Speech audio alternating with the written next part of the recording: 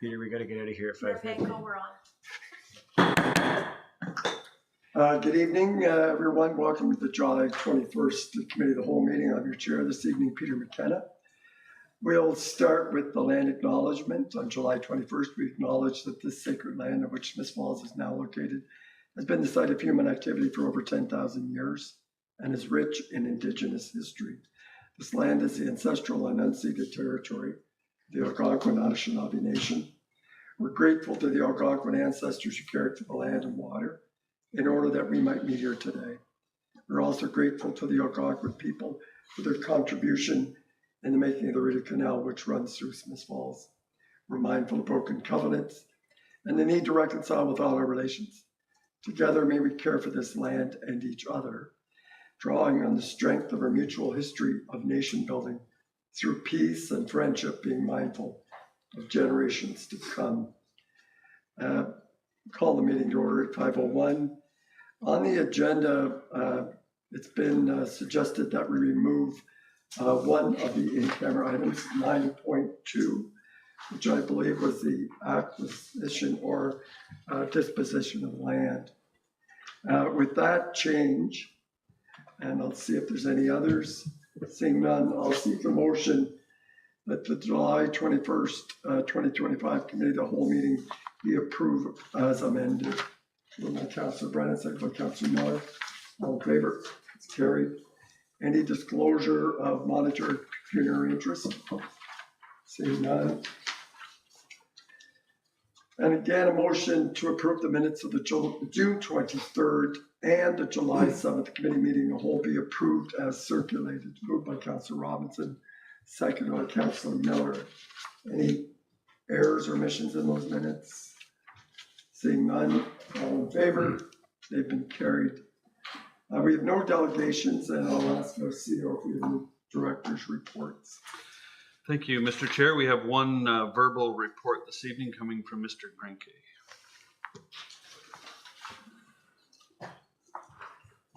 Welcome, Carl. Thank you, Mr. Chair. Just good evening, committee. Just providing some update on some of the upcoming consultation events that will be coming up in the next couple of months that our department is working on.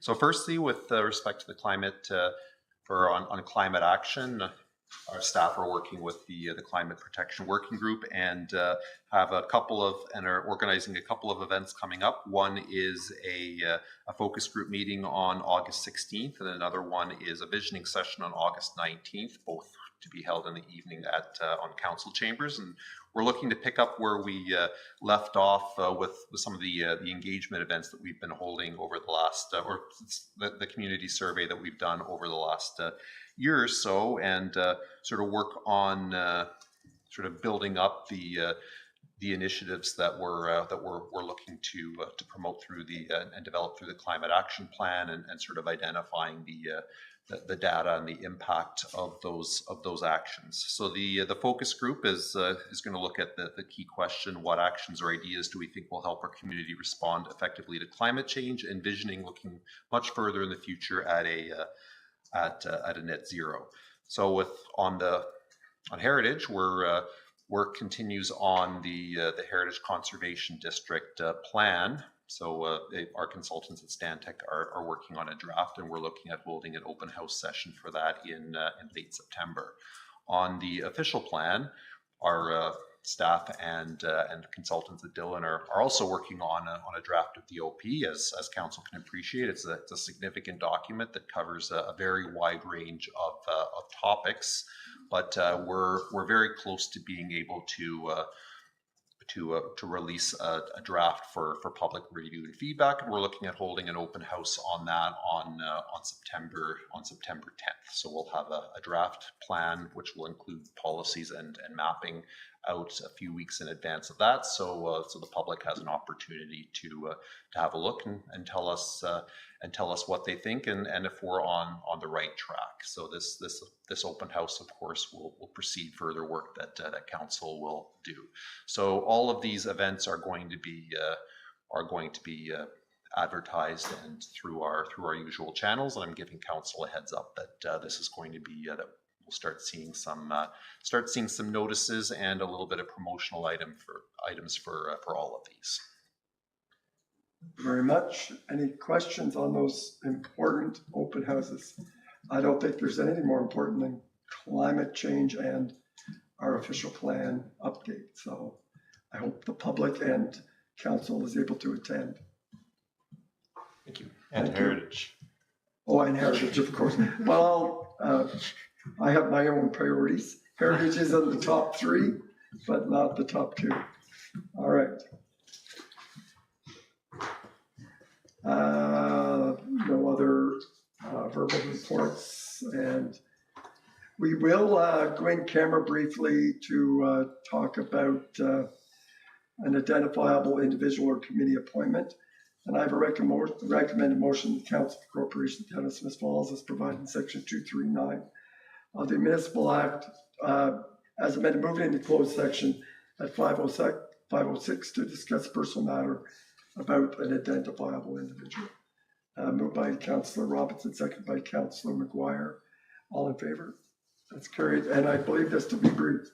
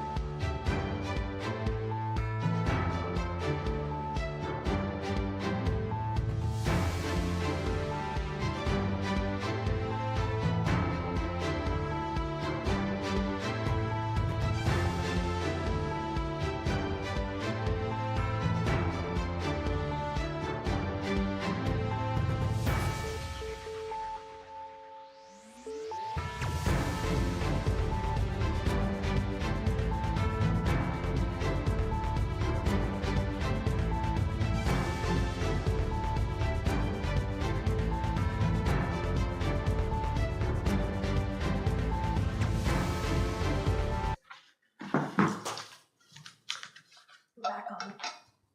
Thank you very much for your patience. We were much longer than I expected, but we're glad to be back. And we're moving on to priority issue number 10.1, waste management contract extension with Director McMunn. Welcome. Thank you, Mr. Chair. Good evening, members of council. Yeah, so the report I have in front of you this evening is with respect to our current waste management contracts that we have with GIM, Glenview Iron and Metal, here locally in Smith Falls. So I'm just going to go through and read the recommendations more for the people at home, because there's 4 of them within this report. First one being that Council of the Corporation of the Town of Smith Falls authorize an exemption of the procurement bylaw to permit the execution of 2 solid waste management contract extensions with Glenview and Iron and Metal. And further, that council authorizes the mayor and clerk to enter into amending agreements with Glenview Iron and Metal to extend the following contracts until December 31st, 2028, with the option to extend the contracts for 2 additional 1-year terms. The 2 contracts being our collection, haulage, and disposal of waste material, and then the collection, haulage, and disposal of waste utilizing steel containers. So those would be the number of bins that we have around town as service properties. And further, the council enter into an amending enter in an agreement with Glenview Iron and Metal for collection of recycling for source locations that are ineligible for collection under the Extended Producer Responsibility Program. And lastly but not least, the council passed a resolution to lobby the province through the Association of Municipalities of Ontario, or AMO, to advocate the producers be responsible for all costs associated with recycling of all source materials as presented in the subject report here this evening. So as we know, the town's been under contract with Glenview Iron and Metal since 2014. Historically, we've had 3 contracts with Glenview Iron and Metal, one being typical curbside waste collection, curbside collection of recyclable materials, both containers and fibrous materials, and then third being our contract for the collection and disposal of dumpsters around town. So the report looks to extend 2 of those contracts, being the curbside waste collection and the dumpster contract. Notably for reasons such as town feel as though that if we were to go to market through an RFP process, through a procurement process, that we could potentially see significant cost increases that we see are being encountered by some of our neighboring municipalities or some of the larger centers in Ontario. I will note that it's not in the report, but I'll just make a note here this evening that we have surveyed our neighboring municipal partners in and around the region through Lanark County and as, in Leeds and Grenville as well. And many of them have extended their contracts. The ones in Lanark County who have historically been under contract with GIM have extended their contracts with GIM. Why? Because they've been presented with a good pricing option for them to extend as opposed to going back to market. Another benefit would be that we'd maintain service continuity with a known, reliable, and local contractor, local to Smiths Falls, and the flexibility to negotiate better terms based on our existing relationships with this local contractor. Extending a contract would ensure the following: cost effective service delivery, which we've seen since 2014, avoidance of disruptions during the recycling transition, which is staged to fully transition by EPR on January 1st, 2026, and afford time to complete and finalize our waste management study that we're currently undergoing right now through that process. So, and of course, the waste management strategy will look at a 20-year horizon and, you know, how waste and recycling and all that stuff will evolve over the 20-year period, and what would be the best way for the town of Smiths Falls to mitigate some of that risk and what we should do in the long term.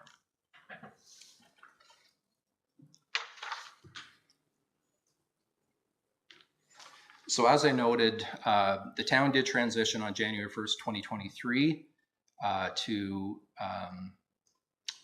I guess, to opt out of the municipality managing our curbside collection of containers and fibrous material fibers. So we had the option to either continue on our own with that service or to opt out and to hand it back to different organizations to manage that on the town's behalf, or better yet, on the province's behalf. So we opted to get out of the recycling game and to hand it over to those experts to manage it. And as I noted before, that contract is is to be fully implemented on January 1st, 2026. So essentially, the town will be out of the recycling business, if you will. That's not to say that anything's going to change for local residents of the town of Smiths Falls. They'll still put their material out at the curb as they always would, and it'll be picked up. Possibly not picked up by GIM anymore. It could be a different contractor. But currently right now, even since after we transitioned on the 1st of July 2023, the CMO has taken over our contract with GIM to provide that service continuity to the residents of Smiths Falls. So our contract with GIM will end at the end of the year, similar to our waste contracts. And then CMO will be managing recycling going forward, either with GIM or another contractor. I understand it to be another contractor is what I'm hearing anecdotally around the waste and recycling landscape here in this region. So with respect to budget implications, on page 3 of 4, there's a number of tables that I provided. For our waste contract, our curbside collection of garbage and recycling, with the proposed increases that GIM has proposed. Now, keep in mind, this is outside of going to market, but staff feel that the pricing that we've received is either in line with our neighboring partners or marginally below.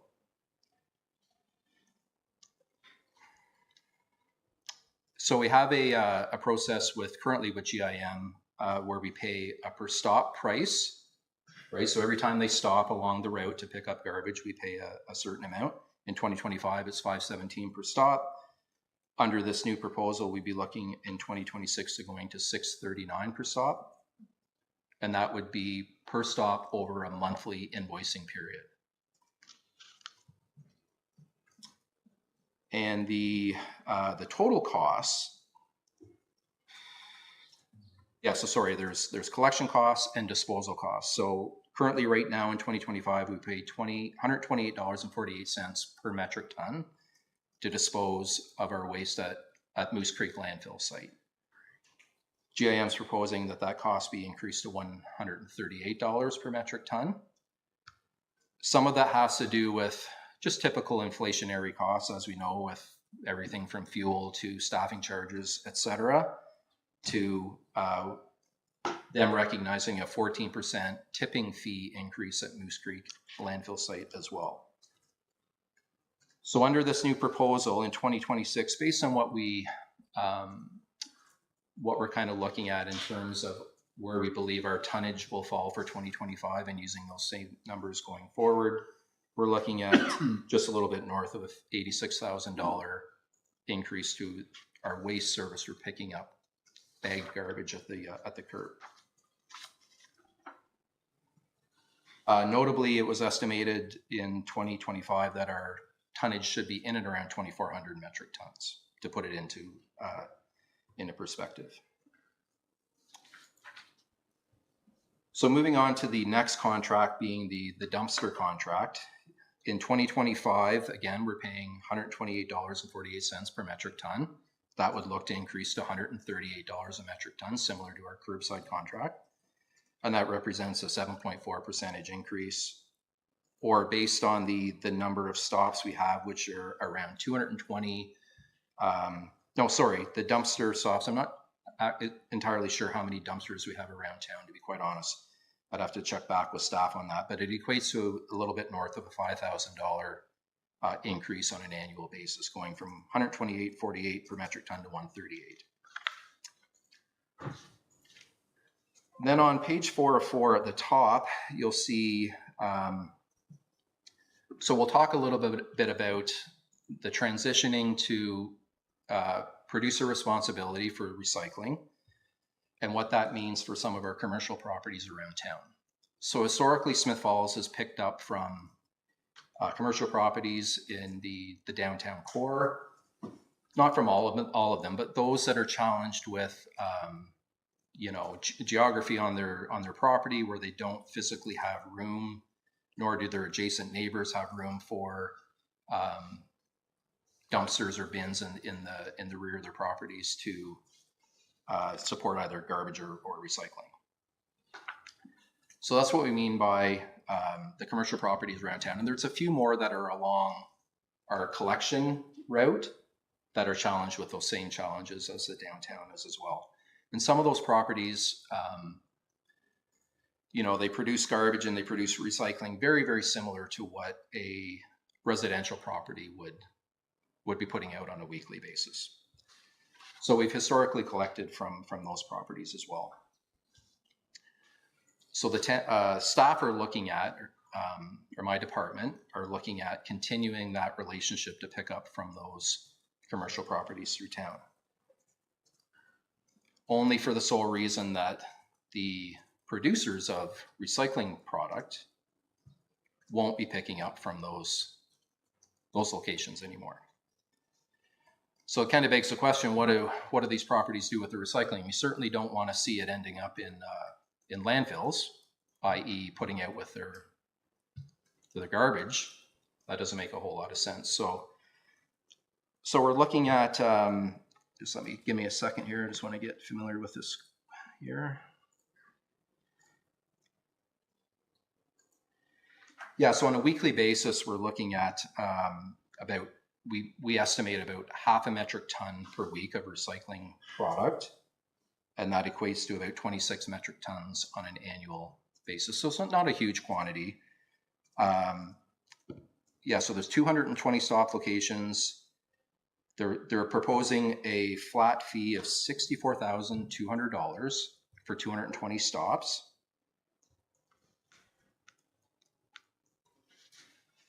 And yeah, so $250 a metric ton. This equates to $6,500 annually based on the tonnage of 0.5 ton per collection. And all in all, we'd be looking at a 2026 increase to service those locations of just a little bit north of $71,000, just shy of $72,000.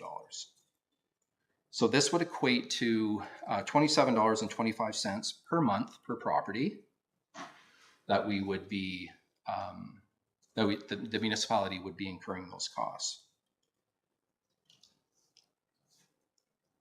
So there's, I'm not looking for direction here this evening because, like I mentioned before, our contract with GIM expires at the end of 2025. Currently, right now, they're being serviced by CMO, no different than they were before. But things will change on January 1st, 2026. So we have a little bit of time for council to contemplate how we may want to manage that, if we want to manage it at all. So it could very well be, we've talked about it at senior management table about maybe this being a conversation during budget deliberations, if council has interest to service those commercial properties. And let's keep in mind, it's $27.25 per month is what we estimate it to be. That could be something that we could facilitate through a cost recovery mechanism through those partners. Just planting that seed here this evening. Not looking for an answer on that this evening, but just something to contemplate over the next little while. So all of this, we culminate all this together, these cost increases, inclusive of that additional cost for servicing those commercial properties of $27.25 per month. All that added up, we're looking at an increase in the 2026 budget of $163,852.56. Again, estimate, but we're getting right down to the pennies here.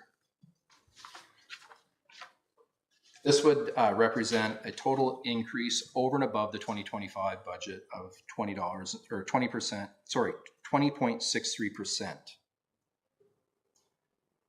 Does not consider revenue from bag tag sales, which we estimate to be in and around $18,000 for 2025. Nor does it consider any form of cost recovery for servicing of those non-eligible source locations, those commercial properties within town.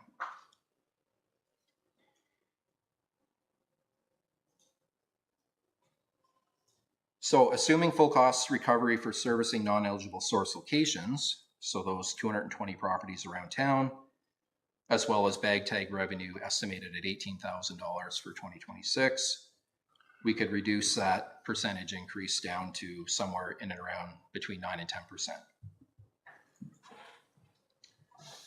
So that wraps up my verbal part of the report this evening. I'm happy to take any questions if there are any this evening.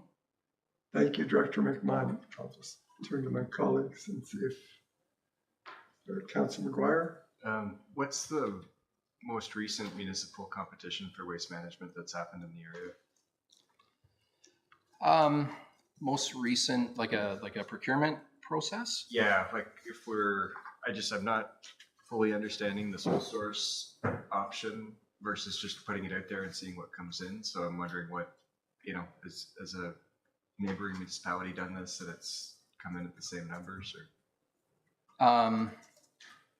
Great question. Like I said, many of our municipal neighbors have extended their contracts. So what we're hearing from some of the larger centers that when they went to market because of inflationary pressures within the market, particularly with tipping fees, and we're hearing out of Queen's Park that landfill capacity is diminishing very, very quickly in Ontario. They're saying there's about a 20-year horizon, if not less, for landfill capacity, which will drive tipping fees up. So I think it's more a case of, kind of staying with what we know. That's my opinion, staying with what we know, and staff have had many communications with GIM. They're a good contractor. We've used them since 2014. We do risk, if we go out to market, of perhaps maybe GIM not bidding it going forward or increasing their prices over and above what they've proposed here this evening. We could get a different contractor that's not familiar with the local landscape here in Smiths Falls. So I think there's some synergies of keeping with GIM. And like I say, we've done our homework in the background. I haven't necessarily surveyed municipalities, because most of them in our area have extended their contracts with GIM, if that makes sense. So it'd be hard to compare us to a larger center that may have a larger service population, because that certainly plays into it, right? If it's more densely populated, maybe the per stop price comes down. And I know a lot of municipalities simply don't follow. It's simply a per tonnage price. But I think when you distill it all down, you could do it one way or the other. The end result is, that doesn't necessarily answer your question, but another thing that we have to factor in is if we were to go to market, considering we're rolling into August, or we're rolling into the third quarter of 2025, if we were to bring another contractor on, that certainly takes time for them to procure collection vehicles. I know that's not our problem, but would be our problem if it was a disruption to our service levels here in Smiths Falls. And yeah, so that's the big thing in this whole process is going to market, getting a contractor that perhaps maybe doesn't service the area, that has to go out and buy a fleet of 2 or 3 or 4 waste trucks, if that makes sense. Go ahead, Chair. Councilor McGuire. How many providers of this service are there in Lanark, Leeds, Grenville? Good question. I can certainly follow up with staff and get back to the group via email on that. I know Mterra is one that we've seen as of late. I've seen their vehicle out on 29 picking up from Rideau Lakes Township. They service them. I believe it's just recycling, I think they're one of the contractors that the likes of CMO have engaged to do the collection of recyclable material. Not sure whether or not they're doing waste collection as well. Could very well just be recycling. So Mterra is one. I know out of Brockville, there's waste management. LA Knapp has got into the waste and recycling business. I'm not sure. I'll look to CFO Morrison. GFL is the other one. GFL, yeah, thank you. So there's a few. I guess from my perspective, it's a huge price increases. When we go through this stuff, I'm not certain that I don't really understand why, if it was a competitive bid process, they'd submit a lower or a higher price than what they do through a sole source. And I just think going forward, I'd like to see this stuff put out there. It's a new contract, so there's nothing binding them to the old prices. But I'm also looking at the calendar and there's not a lot of time between now and January. So I guess I've got some comments on the procurement policy stuff up next with this, but I'm when we've got these huge cost increases and we can't say that we've gone out to market and, this is what the comparators are, or a neighboring municipalities gone out to market and this is how it's come back. I don't understand why we don't go out to market, but we're running out of time and we've got GIM, so. Okay. Yeah. Director McMahon? Yeah, I just wanted to note, and maybe I didn't explain it all that great, when I was talking about the tipping fees at the Moose Creek landfill site. So I believe it was a year, maybe time flies, maybe it was 2 years ago now, where GIM recognized, and they actually sent us a letter, sent the town a letter, that they were seeing a 14% surcharge on costs for tipping fees, right? So yes, we pay a per stop price, but the majority of our contract with them currently is on disposal costs. They've eaten that 14% increase until now because they're coming back to look at a contract extension, right? So they didn't come to the town and say, okay, we need to increase our prices because they were under contract till the end of 2025. So take that into account as well. And, it's a 14% increase out of the overall increase that they're looking to get up to cover some of their inflationary pressures that they've seen. I'm sure wages play a role in it as well. They may have to procure new vehicles as well. It gets very, very expensive over a 3-year period, or in this case, a 3-year period with the option to extend for 2 additional 1-year terms. So you add all that up. I mean, it stands to reason that as we see across many, many sectors, cost increases due to a whole plethora of reasons, tariffs and the like and stuff like that. So that's really all I can account for their price increase. But like I say, Vanessa Bernicke that works in my office says she's the one that manages these contracts. She feels quite strongly, as do I, that this is probably the best, from a costing stability perspective for the town moving forward, that this makes sense. I don't know. C.L. Morris, if you got anything to comment on that, not to put you on the spot, but Malcolm's got some experience on the waste side as well, and yeah.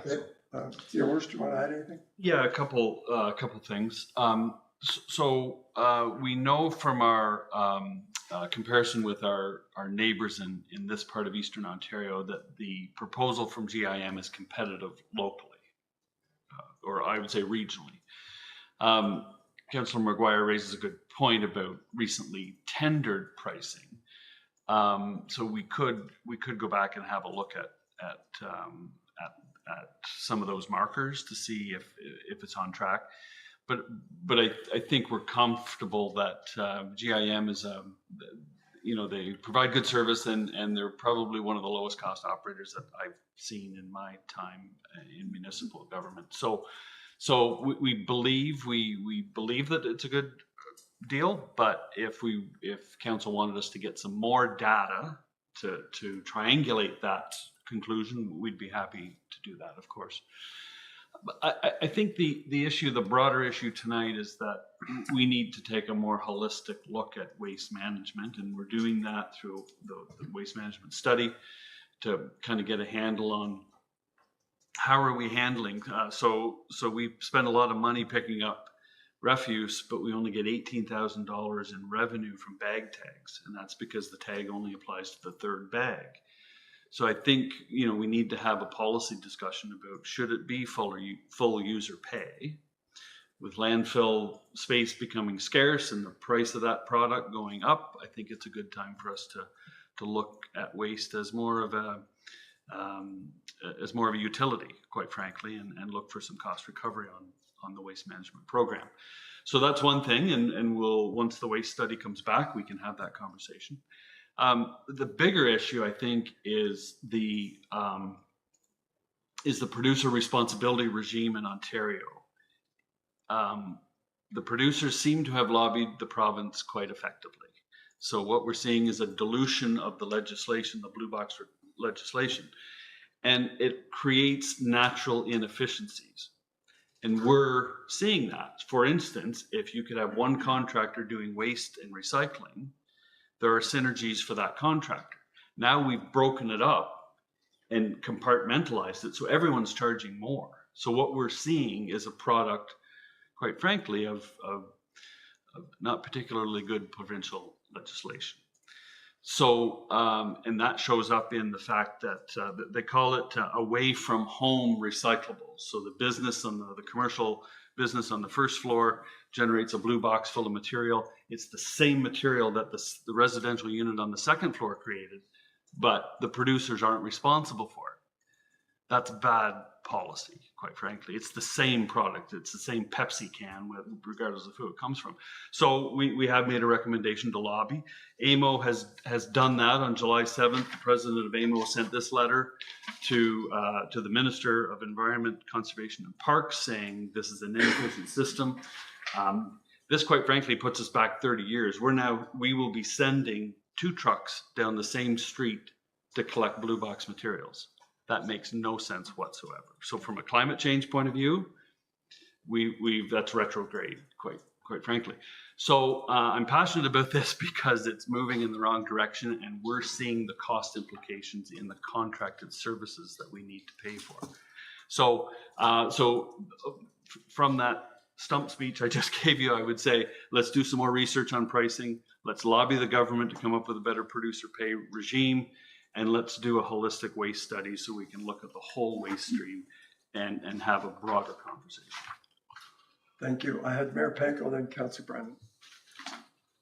Thank you. Just, if I'm right, report now, I moved on to something else. Sorry. Under the commercial, just noticing there's 220 commercial stops, but an estimated half a ton waste, which doesn't seem to. Recycling. Was recycling. Yes. Okay, so I misunderstood. Yep. So cardboard and plastic Pepsi cans and bottles. Okay, because it only worked out to be about 4 or 5 pounds. Right. When you do the math on it, I guess, right? Okay. Okay. For now, yeah. Right. All right, Councillor Brennan. Yeah, thanks. It's a complicated issue, as I just heard, but the matter before us is about extending a contract, and the contract would run till 28, correct? And the pricing would be the same? We'd be subject to, as we are with our current contract, we'd be subject to CPI increases going forward on an annual basis. Yep. Right. So I'm all for that.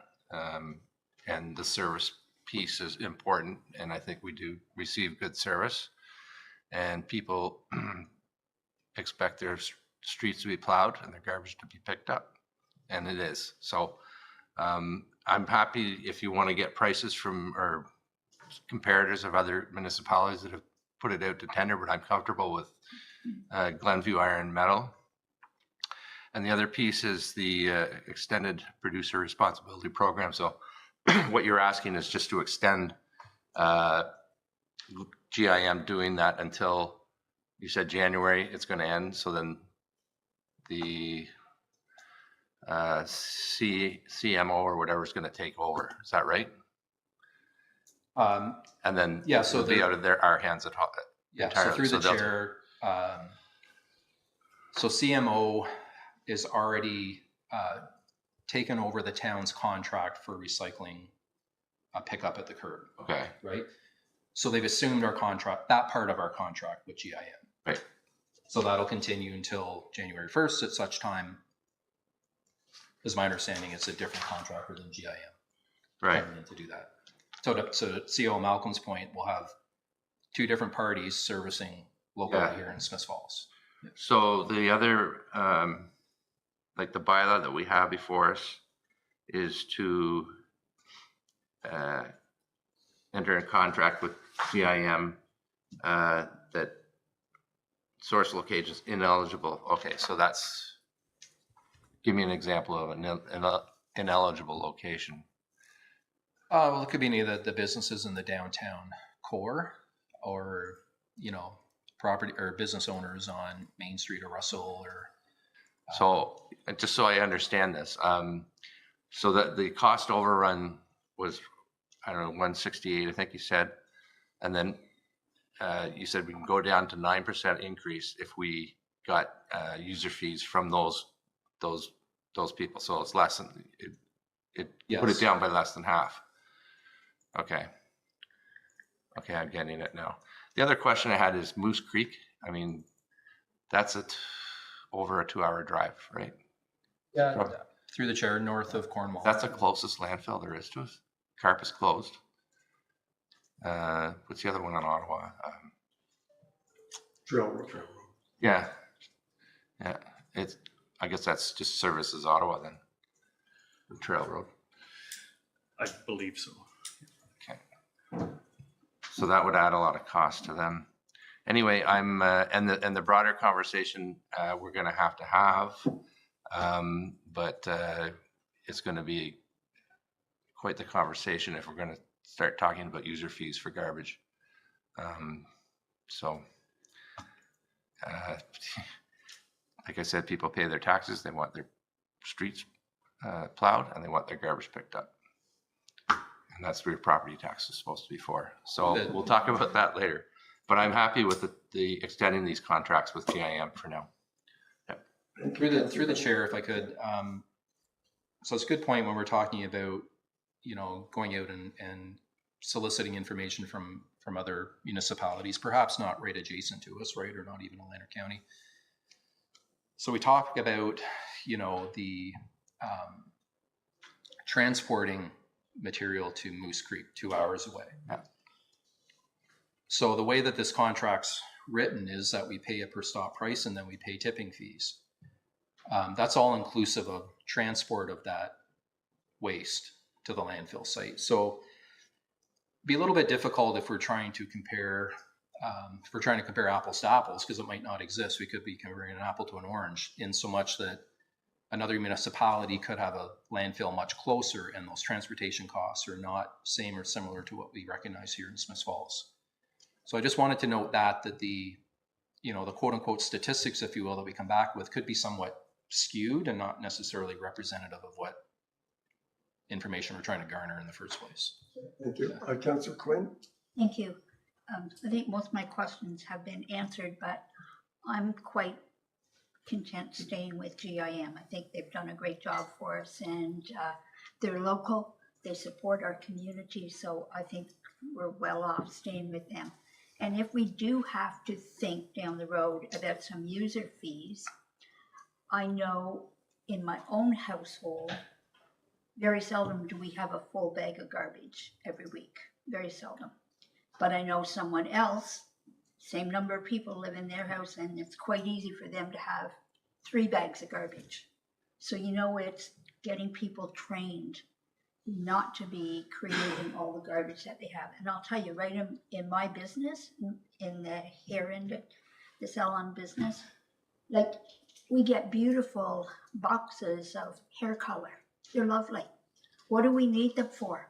Because I put my hair colors in a cupboard, close the door, people don't see it. Why do we need those lovely boxes? And we've been talking with the hair industry and our suppliers as that's something we don't need.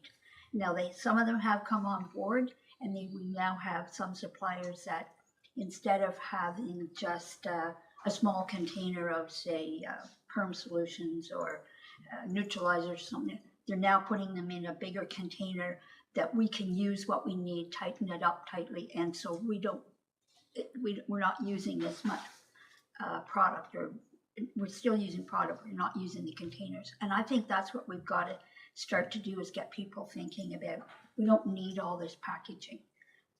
Now, that's a different than here, I realize that, but I think that's something that we have to do down the road. We really have to start to teach people that. But as far as staying with GIM, and besides, I think your workload is large enough that you really don't need us to add something else to your workload by going out and checking on prices. We're happy with the results that we're getting from them. So let's just stay with them where we are. Thank you. Okay, Councillor Miller. Thank you. Thanks, Director McMahon. I think maybe the problem is there's too many moving parts on this one, but just to narrow it down, yes, I think we need more data and we need a more fulsome conversation about the future. Yes, we have some questions about the procurement policy coming up, but I see the need here to extend these contracts to buy us the time to have the more fulsome conversation. So I do support your recommendation tonight. Thank you. Anyone else? Councillor Robinson? Thanks, Mr. Chair. I'm in agreement with Councillor Miller and Brennan. I think this is probably the right way to go, and then we can focus on what we need to focus on in future years to make sure that we've got the best deal for the people. Thank you. I just had a question on the table 1 and table 2 on the first page. One is for collection and the other is for disposal, if I've read it correctly. And I note that they are picking up 2,400 tons, but are tipping 550 tons. So do they must do something processing at Glendure Iron and Metal that reduces that? Do they pull out anything of value? Is that, if I've read it correct, estimated garbage tonnage for 2025 is 550 of the disposal slide, and it's 2,400 on the pickup side. So I just wondered if I've read that properly. Sorry. So it's in your notes below the two yellow Yeah. table 1 and table 2. So garbage tonnage for 2025 is 2,400 estimated to be picked up, collected. Is what that reads. And then there's a cost, obviously. Oh, sorry. Yes, through the chair, the 550 tons, that's respective of the tonnage in the bins, the dumpsters. Okay. So the two different contracts, there's curbside collection, picking up a bag at the curb. That's the 2,400 tons roughly on an annual basis. And then the 550 tons is what would be in those dumpsters. Okay, so all right. So I read it as one is a collection cost, and there is a cost per house and by tonnage to pick it up.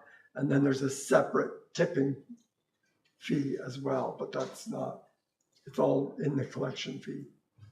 For curbside collection, we do pay a per stop price. Yeah. So every time that the vehicle stops at a house, currently we pay $5.17 per stop on a monthly basis. And then we pay $128.48 per ton tipping fee. Okay. So that's for curbside pickup. Table Table two only- is respective of the dumpster contract. Okay, it didn't differentiate that I could see. And for the dumpster Oh, I see, contract, it's got a different contract number. yeah, the Right, thanks. dumpster contract, we're not paying a per stop price. We just pay a tonnage Okay. price. That's great. Yeah. So I'm also supportive of extending the contract with Glenview. I think there is a robust conversation to be had going forward about not just this, but waste management, which we're going to have. And I'm assuming we would see some data, because are we trending? Is our tonnage going up every year? Is it going down? So that data set to go along with that conversation, including pricing, would be terrific. So we have a majority of council would like to move forward. I think everyone would with your recommendation, knowing that there's a deeper conversation coming in the near future. Thank you. Thank you. So we're moving on to the much hinted at procurement policy with Director Dauber and CEO Morris. Thank you, Mr. Chair and Council. So at a high level, this report provides the next step in the update of defining how we procure goods and services at the town. resets the levels of authority, updates the town procurement policy or the what in procurement, and separates out the procedures, which would the how of the procurement. So it's a little bit of a change from the policy that was drafted in 2004. Since the policy is 21 years old, due for an update, and taking consideration new and updated laws, regulations, and standards, considers changes in the municipal landscape, the ability to provide better clarity for stakeholders. We're looking at streamlining processes through adjusting purchasing authority thresholds, strengthening procurement strategies, and incorporating in the ever-increasing need for a Buy Canadian language. So what I want to do is just kind of touch on kind of a few of the major changes, and then CAO Morris is going to address the Buy Canada, and then we're looking for a good, robust discussion. So again, one of the big changes is breaking out the policy from the procedures, which is again the policy sets the overall direction for procurement, while the procedures provide the practical guidance on how to achieve that direction.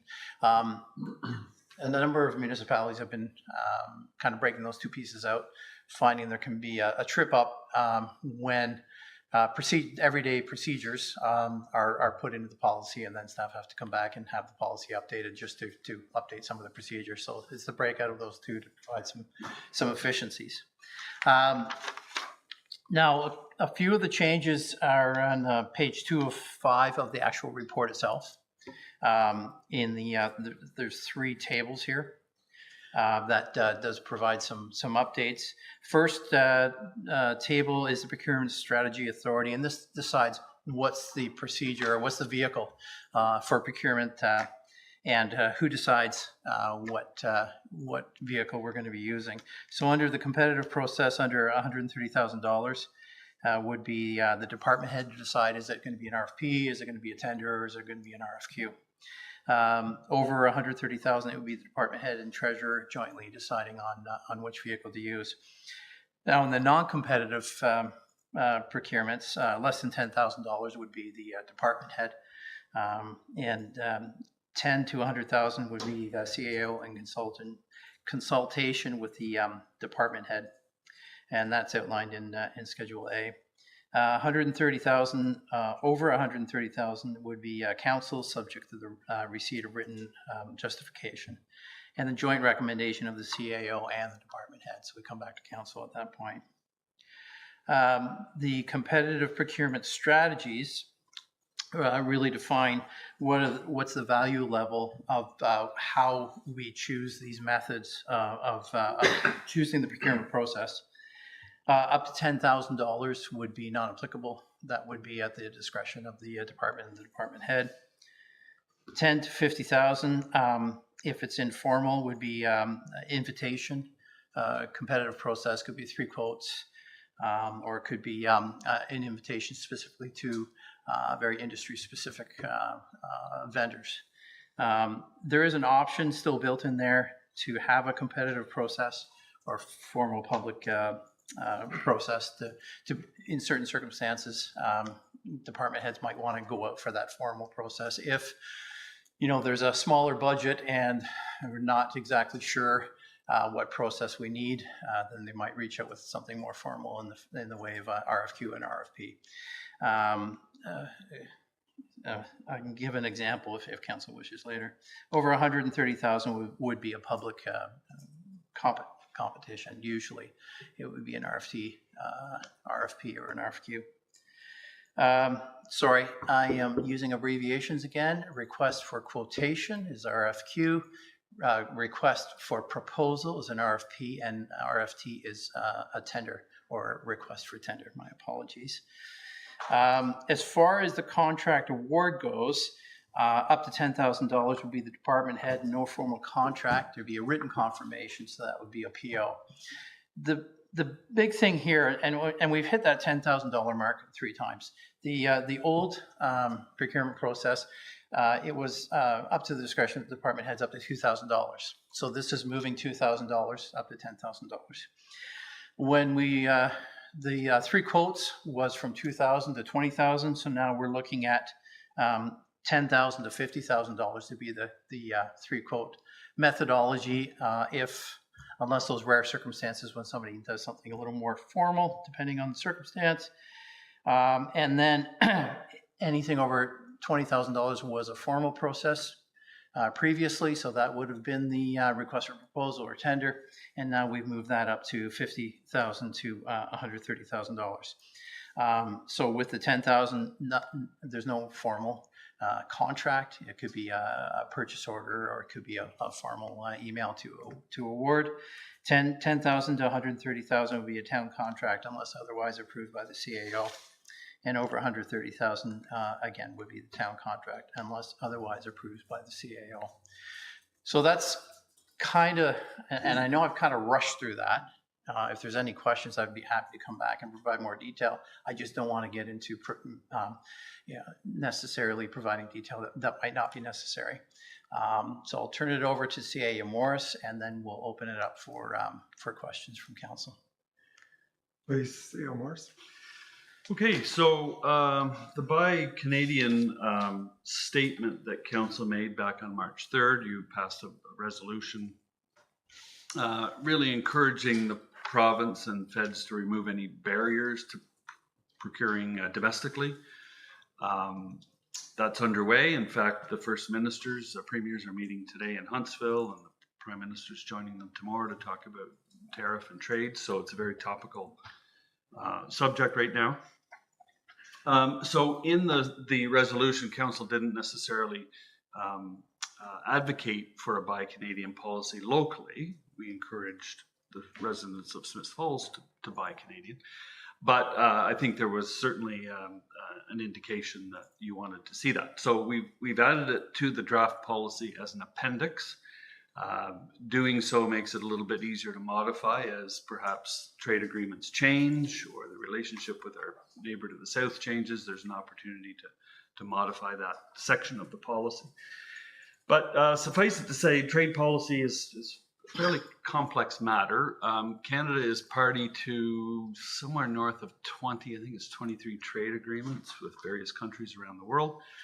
The ones that are most often relevant are the U.S. Canada-Mexico trade agreement that we hear much about recently. The Canadian European Union trade agreement, CETA for short, and the Canadian-UK trade agreement as well. So we've kind of drawn on the latter two to provide some guidance in this discussion.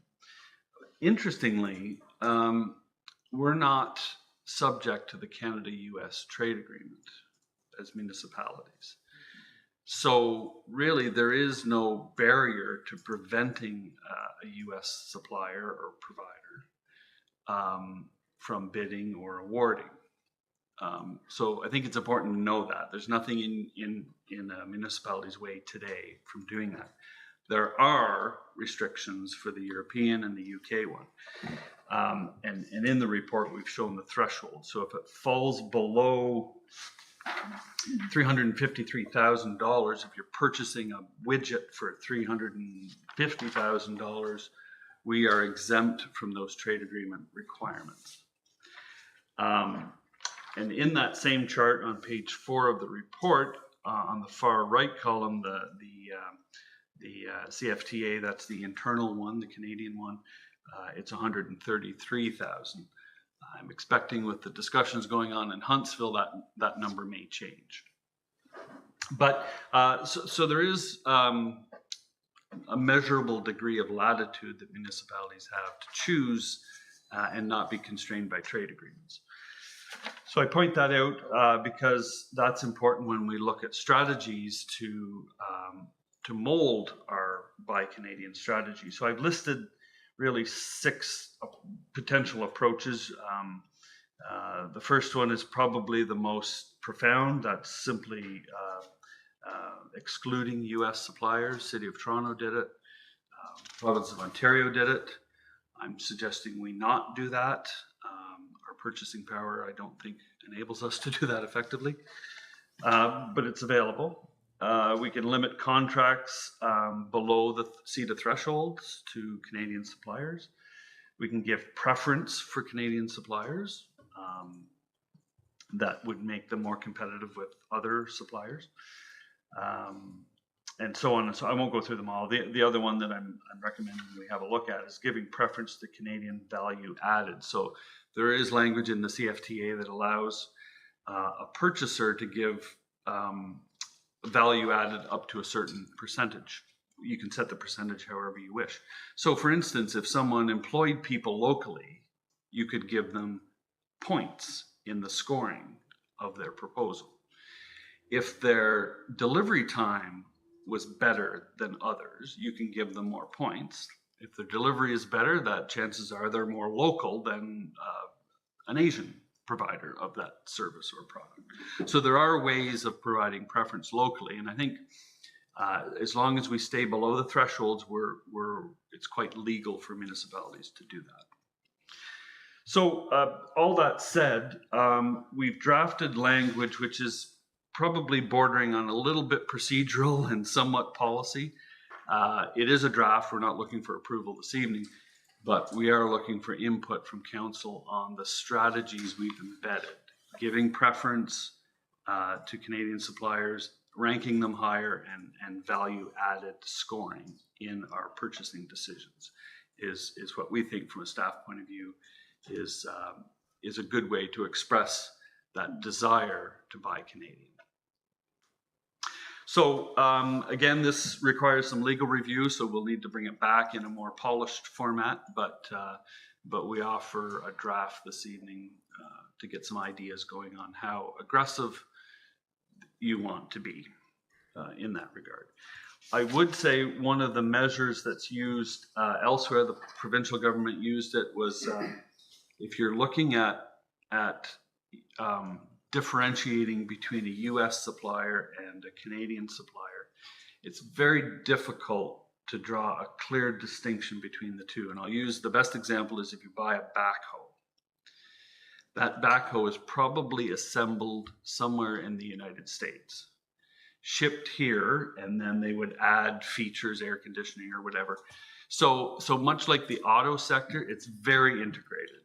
And therefore, it's very difficult to say that's an American product versus a European product versus a Canadian product. But what we can do is say, okay, we're not going to get into the minutia of the composition of that product, but we can say if you employ 250 or more people on Canadian soil, we'll buy it. So that's one metric used to kind of overcome the complexities of the country of origin. So we offer that as well as a mechanism to measure whether, because at the end of the day, I don't think it's about not buying from an American company. I think it's about ultimately employing Canadians and having that domino effect in the Canadian economy. And if a US or European producer employs Canadians on Canadian soil and they're natural persons, not corporations, but natural persons, then we think that's a good filter. So perhaps I'll pause there and answer any questions. Thank you very much. Councillor Miller, why don't you start us off tonight? Thank you. Thanks, CAO Morris. I think you explained that well, and your suggestions to incorporate 3 of 6 strategies is fine with me. I think that's a great place to be right now. I did have a couple of quick questions for Director McMahon, if I may. Thank you for your, not McMahon, no, you're off the hook. Dover. Thanks for your report. So 2 questions. First, is this policy similar to ones that other municipalities use? Did you use examples from other towns? And then the only concern I really had is when public forums are optional, like who makes the decision on whether they're optional or not? Sorry, for the public forums? Yeah. Are you speaking about the competitive procurement? Yeah. Okay. It would really be, I believe, a methodology starting with what's the dollar value. If it's between 10 to 50,000, then that would be the department head. And a lot of times they may come in and speak to finance as to which option to use. $10,000 to $50,000 usually what we'll probably end up seeing for the most part will be a 3-quote system, followed up by documentation on the staffing. Currently, we use something called the procurement disclosure form. This is my first actually experience with it, and I think it's actually a terrific form that at the time when the information is fresh, we can document it, we can put it together, the CAO can sign off on it if it fits within the budget, and then we file it. So if questions come up later as to how do we arrive at that conclusion to use that and to buy from that vendor, then we have that documentation to provide either to council or to the auditors. The optional portion is put in there because there are very rare circumstances where somebody might want something more formal. So I'll use a real life example. There was some funds that were set aside in the carryover reserve due to for the project of data management. So we're currently looking at moving everything over to a system. I'll just provide a little bit of context. A system called TomRIMS, which is just a standard filing procedure that municipalities use. And where you house that, we're looking at the possibility of using SharePoint, Microsoft SharePoint, something we actually already own. It's recommended to use a consultant to help to set that up. We have $50,000 in that carryover reserve, which has come through. It's public knowledge. It was a project that had been deferred. We could go out and award that with 3 quotes. But in this case, we may say, let's do something a little more formal and put out an RFQ and RFPs to say, we have a budget of $50,000. This is our current state of our data. This is where we want to put it. This is the platform that we want to use. And this is what our end result is. How far can you get us along for $50,000? And then different vendors could then put a proposal to say, this is the methodology I would use, and this is how far we can get you along. It's a slightly different and more progressive way of looking at procurement.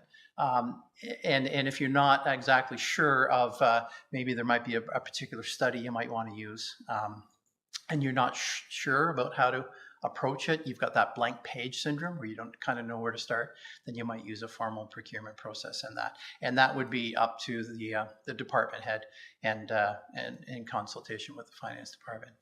I hope I've answered your question and didn't go off track.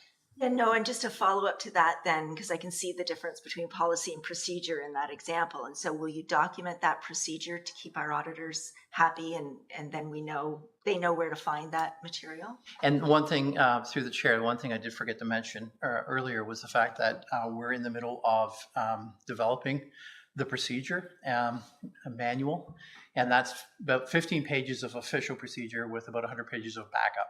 So if we're challenged, we have the authority or the teeth to say this is what our policy says on this point. That's something that we certainly can look at. We've had a cursory review. Senior management team have had a chance to go back and review it. For that very particular process, I'll have to go back and double check, and then I'll come back and present that to council in future discussions. Thank you. I have Councilor McGuire and then Mayor Pancho.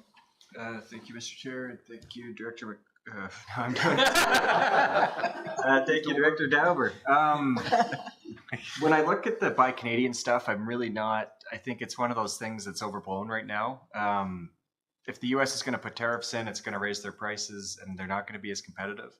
When I look at how it's described in the appendix right now, any company that has 250 employees in Canada represents a lot of multinational companies that have a presence in Canada.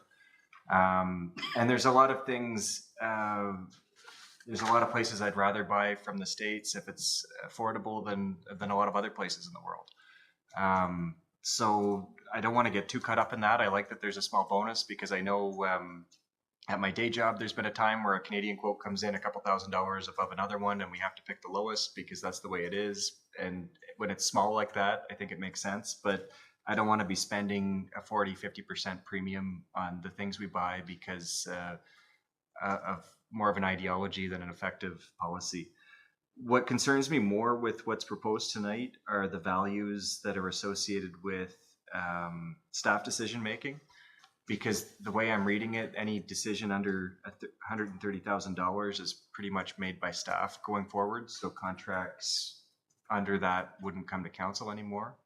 And it's more concerning with the sole source numbers, because with sole source, I'd like to see the sole source decisions come to council beforehand so that we can decide, yes, we want to do it this way or not. These are the reasons, let's do it. Because like the last report, when it comes and it's already been done, it's much harder to, you're not really having a say in the process at that point. So the part where staff are going to decide which procurement policy or process is taken, I'd rather see that come to council for a decision over a certain threshold. I'm interested to hear what everybody else thinks about the numbers, but for me, department head and CAO in consultation for the 10,000 to 130,000, that's a huge, huge range, which I'd like to see the upper threshold a bit lower. Director Dauber. Thank you. Through the chair. It's currently the current process would be when the budget's passed, and especially when we're talking about capital, and council has authorized to move forward with that particular piece or that capital project. The current says that if it's within budget, that staff are able to go and procure for $150,000. So that actually lowers it by $20,000 from 150 to 30. But it's not cutting council out. It would always come back with reports and updates.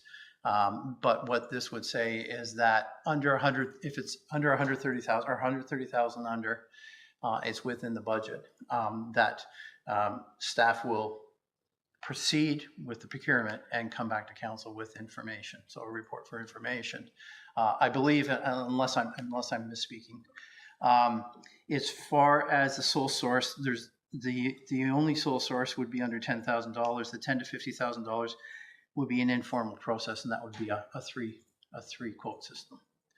So anything to do with sole source over $10,000, I believe we would still be coming back to council for an authorization, because of the fact that that would actually be not a part of the procurement process. It would be looking for an exemption from the procurement process.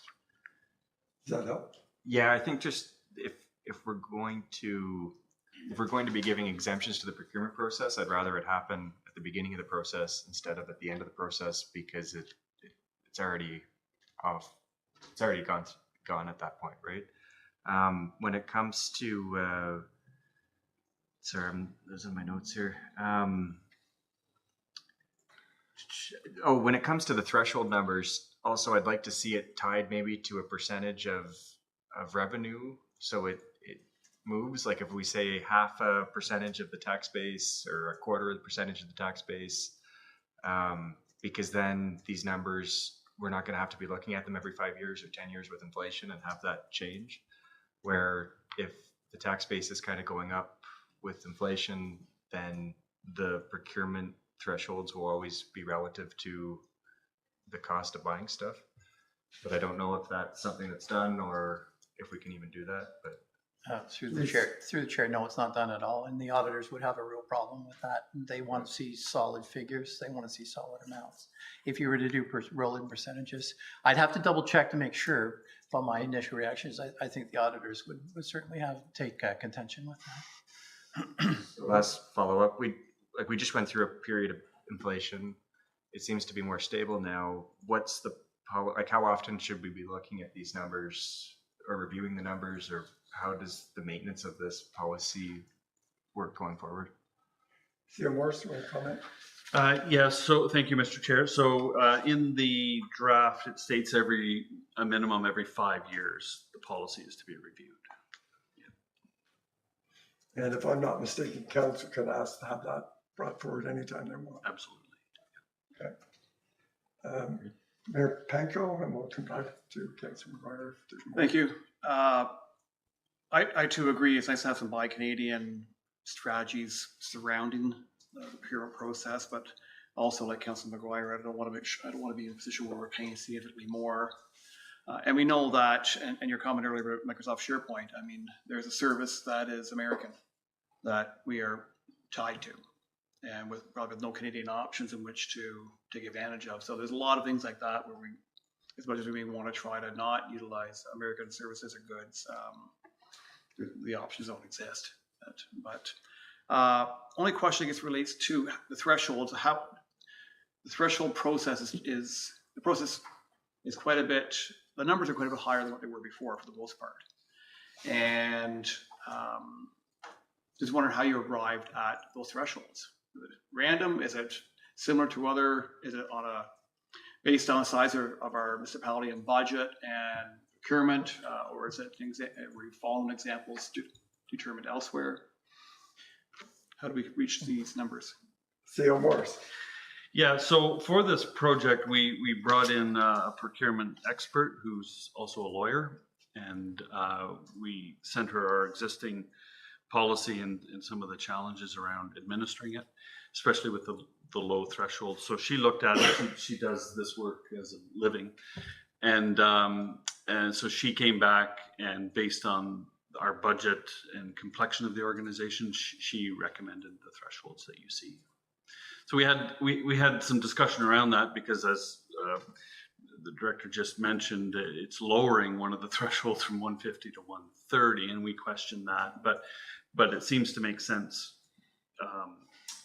proportionately that we've gone from 2 to 10, from 20 to over 20. We had to tender everything. So we've raised it, I think, to a point that makes sense in today's economy, but there is no magic to those numbers. If it were 140, that would be fine. But I think, it's also based on some of the, not routine, but typical purchases we make. So for instance, the example was brought up about what mechanism would we use? Would we use a public process versus a invitational process? So the example I would use is a pump at the water treatment plant. We know there are only so many suppliers of pumps, so there's little value in putting out a public tender to the world when we know there are 3 suppliers. We can send the procurement document to them directly. And if it's within budget and it's less than 130,000, we're saying staff should be delegated that authority to move ahead with that process, and we'll report back, I think quarterly, I believe it is, with the results of those procurements. So no magic to the number. She, our expert, felt that they fit the size of our budget and the complexion of the organization. Okay, thank you. Councilor Brown, I think you had your hand up. Yeah, I support this. 21 years in the making. So, and I think your point about, and I understand my colleagues' concern about taking council out of it, but you're right.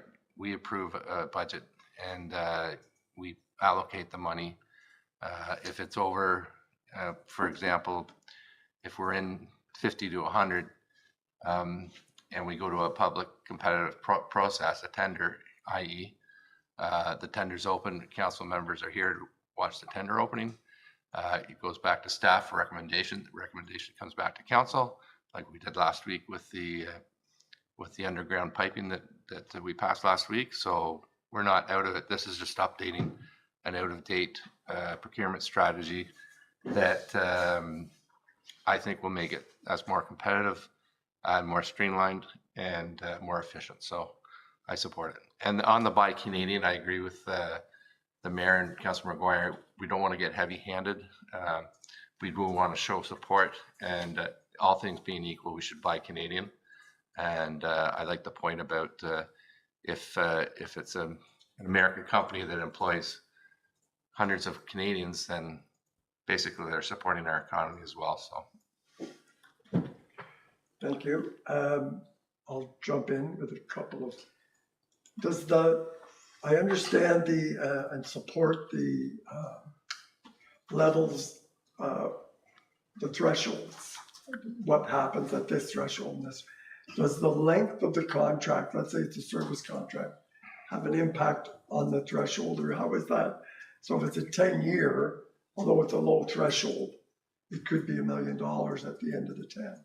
So or is that $1 million contract that just happens to be allocated annually? Yeah, great question. And in the procedure, I have a draft here in front of me. Can't find this section, but it's basically the cumulative value over the life of the contract pre-tax. Okay. Which I think is pre-tax. I mean, we only pay 1.76% of tax. So that seems like a logical measurement. But the procedures are very detailed in terms of how we calculate these things. But to answer your question, it's the full value, it's the full commitment that the municipality is making to that supplier. And my other one's more of a housekeeping question. When we adopt the new procurement, what ripple effect does that have on other policy and procedure? Or does it, like, how often is the procurement policy referred to in other documents, in our financial documents? And does it have I was just curious. Policy management is fun for me. So I would say we hadn't thought extensively about that. Off the top, I can't think of too many that we would have to alter. We have references to the procurement, which will reference the new procurement bylaw. We'll have to go back as they come up. We may need to change the bylaw number to reference the new bylaw. Most policy would say the current policy in effect at the time. Right. If it doesn't, if it's very specific to our procurement bylaw, we'll change those over time. I don't think it'll be profound. Okay. Director Dever, did you? I was going to say, add on to CEO Morris. Of all the policies that I've seen, I agree with CEO Morris that it doesn't reference specifics. I haven't seen a policy that references specific positions or specific portions of the procurement. It's just a general, as per the procurement policy. So I don't believe that there's going to be an update offhand, but we'll certainly keep an eye on that. And as CEO Morris said, to change the bylaw number would be probably the extent of it at this point. We're not adding more or new responsibilities to department heads. We're simply changing the level that they can work with it. So it doesn't impact their position, their level of responsibility. It's just a different number they're working with. Okay. Right. So you say you're in no hurry to have this approved. There seems to be support for it, but it's on our council meeting later agenda. So I'll turn to staff my colleagues. Do we want to move ahead tonight, or do we want to step back further? I don't think it's on. Oh, where did I see it then? I apologize. So you can put in the minutes, Carrie, that the chair was wrong. And, First time his turn, right? It's on video. oh no, it is. It's not there. I apologize. So it'll come up in due course. Yeah, from a staff point of view, we don't see this as a rush. It's a big policy. We want to get it right, make sure everyone's comfortable, and we need to come back with better language around Buy Canadian anyway. So we're not looking for approval this evening. Okay, that's great. I'm not hearing it, but there's general support for the direction you've presented for us, and thank you for doing that. Thank you. Well, if I've got my agenda correct, which I failed to say when we came out of in camera, that there is a priority item 10.3 committee appointment. And Director Costello, do you want to bring that forward for our consideration. Thank you, Mr. Chair. With council's concurrence, I'd like to bring forward a resolution this evening to formally appoint Stanley Lewis Collect to the Smith Falls Equity for All Committee. He has a passion for Smith Falls and would like to see it be a more diverse place. And with council's concurrence and the acceptance from the committee, especially the chair, we'd like to have him formally appointed before our next meeting in August. And you have consensus from council to do that. Very action, thank you. Are there any committee, board, or external organization updates? I had one which I forgot to mention earlier. My friends at Reno Environmental Action League, when I was looking at this, I read their annual report. We were talking about tipping fees and costs. They're diverting 29 tons of e-waste a year that we're not picking up. 70% of that is from Smith Falls. And they're diverting 3 tons a month of general waste, or by having that service. So again, those tipping fees, those collection fees, there's many other benefits to them and other thrift stores that collect good secondhand products. So I just want to give a shout out to all those wonderful organizations. And I think that brings us. Mr. Chair? Yes. Just to monetize those really important figures, that's about $4,600 in tipping fees that we're not paying. That's great waste diversion, and financially, that's fantastic. Yeah, on all aspects of climate change, the reuse of materials. We have no correspondence items, no notice of motions. I'll accept the motion to adjourn its proceedings at 6:26 and stand so we adjourn until the next duly called council meeting. Councilor Robinson, seconded by Councilor McGuire, all in favor. It's carried, thank you.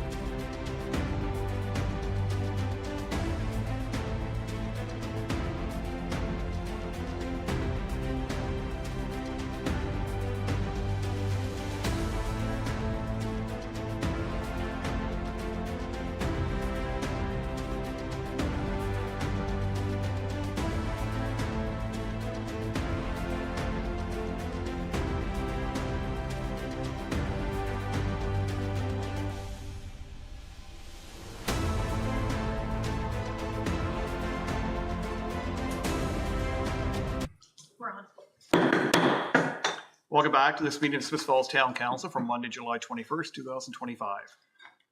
On July 21st, 2025, we acknowledge the sacred land which Smith Falls is now located has been a site of human activity for over 10,000 years and is rich in Indigenous history. This land is the ancestral and unceded territory of the Algonquin Anishinaabe Nation. We're grateful to the Algonquin ancestors who cared for the land and water in order that we might meet here today. We're also grateful to the Algonquin people for their contribution in the making of the Rideau Canal, which runs through Smith Falls. We're mindful of broken covenants and the need to reconcile with all the relations. Together, may we care for this land and each other, drawing on the strength of mutual history of nation building through peace and friendship, and be mindful of generations to come. I'll call a meeting to order at 6:31 p.m. A motion for approval of the agenda is the Councillor Robinson. Thank you. Moved by myself, seconded by Councillor McKenna, that the July 21st, 2025 regular council meeting agenda be approved as circulated. Thank you. Moved by Councillor Robinson, seconded by Councillor McKenna. The July 21st, 2025 regular council meeting agenda be approved as circulated. All in favor? Carried. Thank you. Ask for disclosure of monetary or pecuniary interest and or conflict of interest and general nature thereof. Seeing none. Approval of minutes is with Councillor Quinn, please. Thank you. Moved by myself, seconded by Councillor Miller, that the minutes of the July 7th, 2025 council meetings be approved as circulated. Thank you. Moved by Councillor Quinn, seconded by Councillor Miller, that the minutes of the July 7th, 2025 council meeting be approved as circulated. All in favor? Carried. Thank you. Council reports. Councillor McGuire. Yes, so we had a Police Services Board meeting last week. We were joined by the 4 Youth and Policing Initiative students that are working with our police service for the year, so you've probably seen them around the community. I know they were at Canada Day handing out freezies and doing different initiatives, helping at the police station and helping in the community. I can't find their names right now, but they're doing great work, and they're going to have a graduation in August. Another initiative that the board is working on right now is with the new Police Act. All the policies need to be redone. So it's a significant undertaking. There's over 100 policies that need to be updated or renewed to be in compliance with the Act. So the board's going through them in the next month or two, hopefully get the edits compiled and get them passed. But major undertaking from the members of the Police Services Board. And outside of that, our police continue to be active in the community at events like Canada Day, Porch Fest, and the bike nights, and basically everything where there's a crowd gathering, our police are there to support the community and support the events. So appreciate their hard work. Thank you. Councillor McKenna. Just thank you, Your Worship. As this will be our last meeting before Old Home Week, I just wanted to reassure the public and council that thanks to the hard work of our town staff, committee, and many partners and sponsors, we're ready to go. Our biggest concern after weather is parking. We expect large crowds. Please walk, ride your bike, push a stroller, get dropped off. There is special accessible drop-off spots at the events, and some limited accessible parking or handicap parking. There is a shuttle service thanks to Healy's, numerous locations around town to be picked up. Traffic will be heavy, especially on some of the bigger event days, so please consider walking. And we look forward to everybody coming out and having a blast. Thank you. Thank you. Just a couple myself, or one report, I guess. Just the Smith Falls, just advice council, Smith Falls Equity for All Committee has picked up 2 initiatives that we've started here or carried forward here. One being food insecurity. We'll be forming a subcommittee, doing a stakeholder consultation, probably some surveys to try to help better understand the challenges we face in our community, as well as to try and help determine some initiatives that we may be able to undertake to try and help improve food security. Second one is the twinning with Zolochiv Ukraine. Some subcommittee is part of our Smith Falls Equity for All Committee, and also we'll be looking towards some community partnerships, some expertise to help us move that initiative forward as well. So just a little bit of an update there. And as Councillor McKenna alluded to, this is our last meeting prior to Old Home Week. So we have no meeting July 28th. And August 5th will be the Tuesday after Civic Holiday Weekend. And instead of having a meeting, council will be hosting a barbecue in the town square from 4 to 6. So please, everyone in the community, you are welcome to come out and interact with members of council as we serve you a good meal. So we'll look forward to that on August 5th. And of course, all kinds of activities happening that week. So make sure we all get our rest and are ready to take advantage of Old Home Week. And that's it for my comments. We have a consent agenda with Councillor Brennan today. Oh, yes. Councillor Brennan. Sorry, I thought Stephen Morris had his hand there, but he didn't. No. Councillor Brennan. Moved by myself, second by Councillor Miller, that items in the consent report 11/2025 received from the clerk be received and adopted. Thank you. Moved by Councillor Brennan, second by Councillor Miller, that items in the consent report number 11-2025 received from the clerk be received and adopted. Clerk Costello.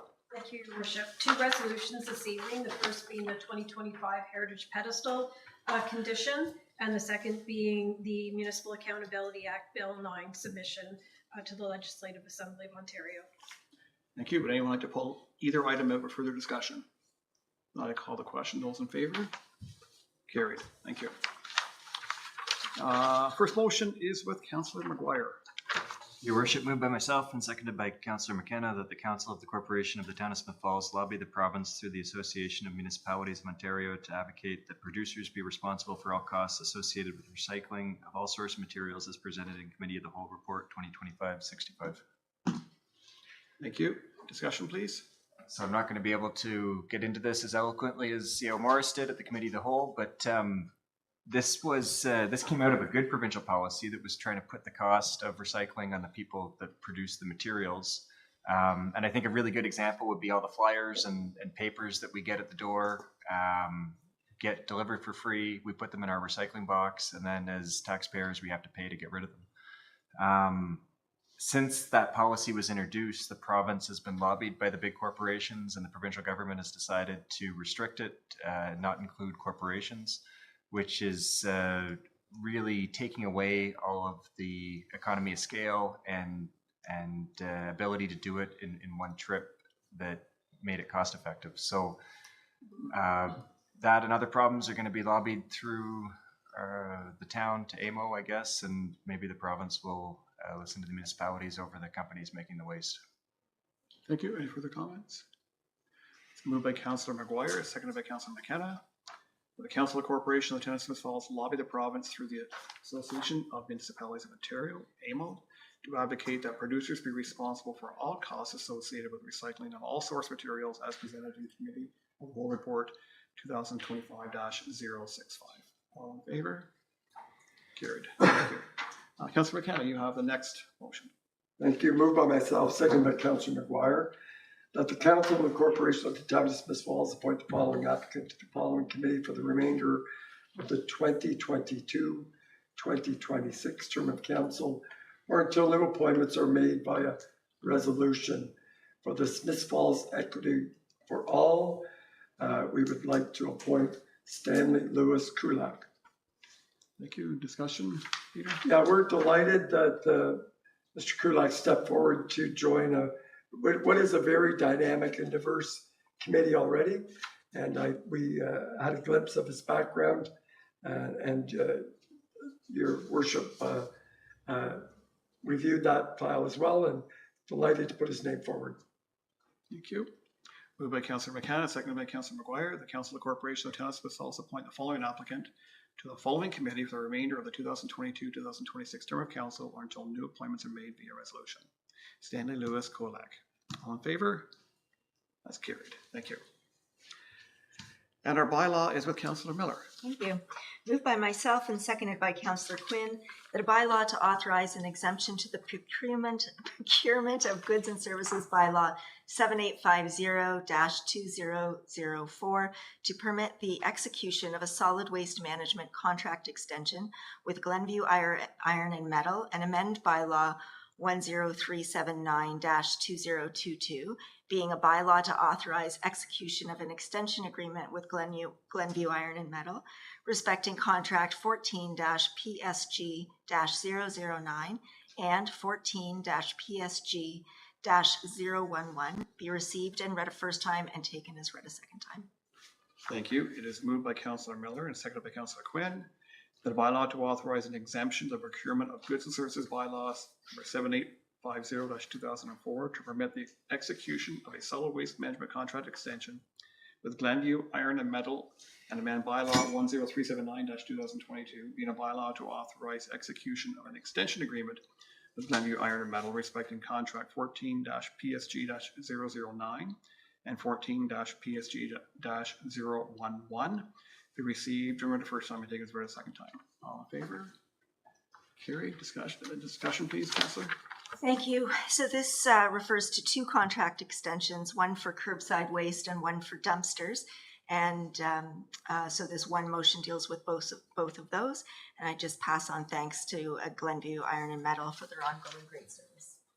Thank you. Anything further? Ms. Councillor Moore. Thank you, Your Worship. I'm going to vote against it tonight from the procedural aspect of the procurement.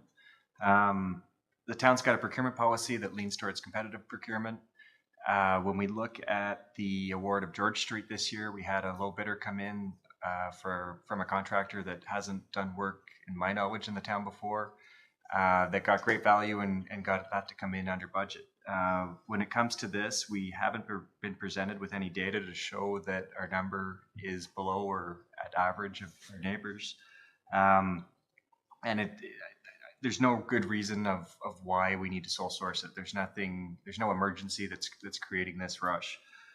So the issue too with this is we're agreeing to a 24% increase of the collection per stop per month and a 7.4% increase in the disposal per ton, which may be competitive, it may not, we don't really know. But the problem with these increases is they're going to be compounded over the other 2 years of the contract, because even though over the next 2 years of the contract, it's only going up by CPI, which I think is fair.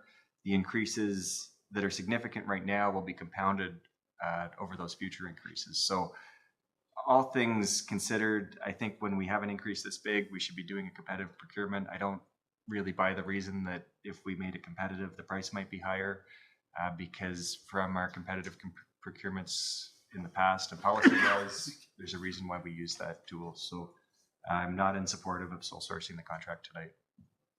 Thank you. Any further comments? Councillor Brennan. Press recorded vote. So noted. We have a third reading, please. Thank you. Moved by myself and seconded by Councillor Quinn that a bylaw to authorize an exemption to the procurement of goods and services bylaw 7850-2004 to permit the execution of a solid waste management contract extension with Glenview Iron and Metal and amend bylaw 10379-2022, being a bylaw to authorize execution of an extension agreement with Glenview Iron and Metal respecting contract 14-PSG-009 and 14-PSG-011 be now read a third time and finally passed, signed, sealed, and numbered 10632-2025. Thank you. It is moved by Councillor Miller and seconded by Councillor Quinn that a bylaw to authorize an exemption to procurement of goods and services bylaw number 7850-2004 to permit the execution of a solid waste management contract extension with Glenview Iron and Metal and amend bylaw 10379-2022 being a bylaw to authorize execution of an extension agreement with Glenview Iron and Metal respecting contract 14-PSG-009 and 14-PSG-011 be now read a third time and finally passed, signed, sealed, and numbered 10632-2025, and a recorded vote has been requested.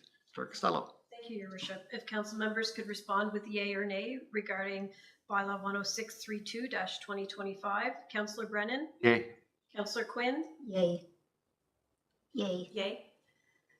Councillor Miller? Yay. Councillor McKenna? Yay. Councillor McGuire? Nay. Councillor Robinson? Yay. Mayor Panko? Yay. Carried.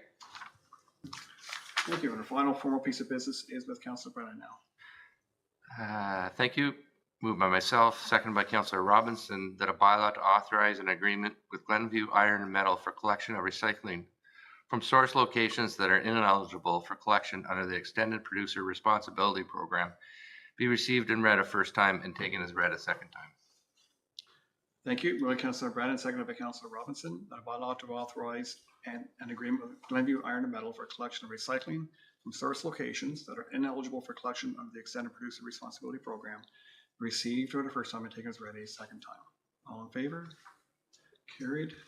Discussion, please? Yeah, so this is sort of a companion to the previous bylaw, and it's related to, I think, the motion or the motion we're going to do to the, or the correspondence we're going to send to the province about this waste management. And so we're out of the waste recycling business as of January, I believe.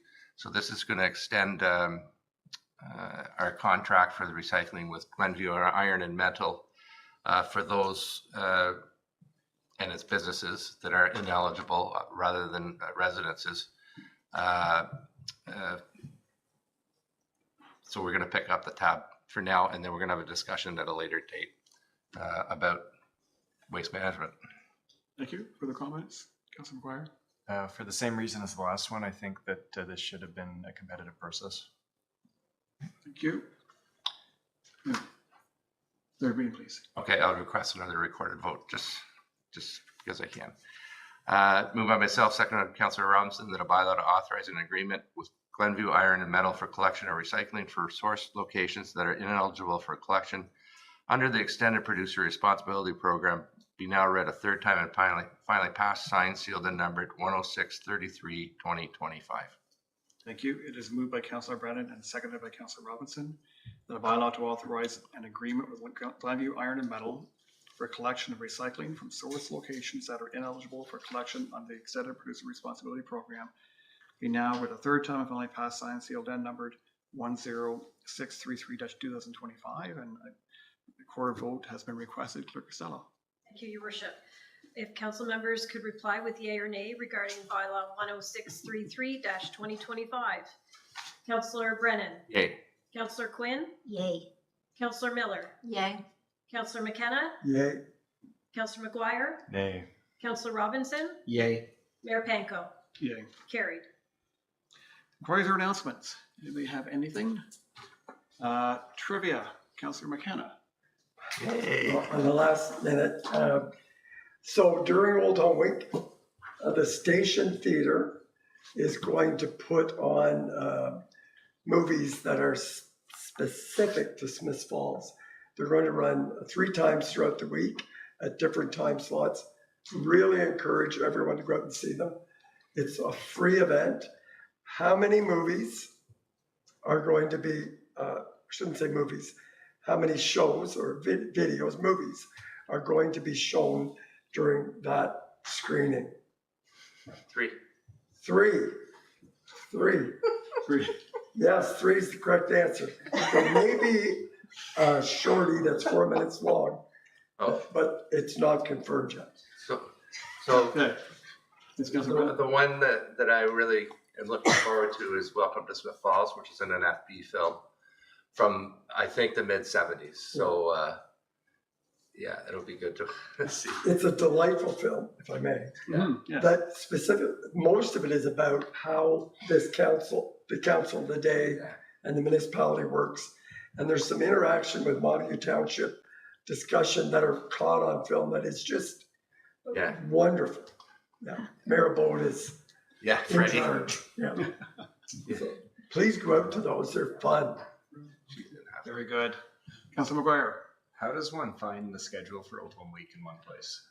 It's all on the Old Home Week. You buy a program, souvenir program for $5, or there's free flyers that are everywhere in your mailbox downstairs, which I put them all in.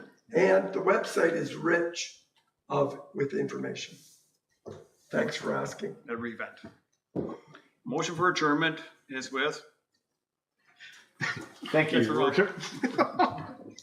Moved by myself, seconded by Councilor Brennan, that this council adjourn its proceedings at 6:50 p.m. and stand so adjourned until the next duly called meeting of council. Thank you. It's moved by Councilor Robinson, seconded by Councilor Brennan. This council adjourns proceedings at 6:50 p.m. and stands so adjourned to the next duly called meeting of council. All in favor?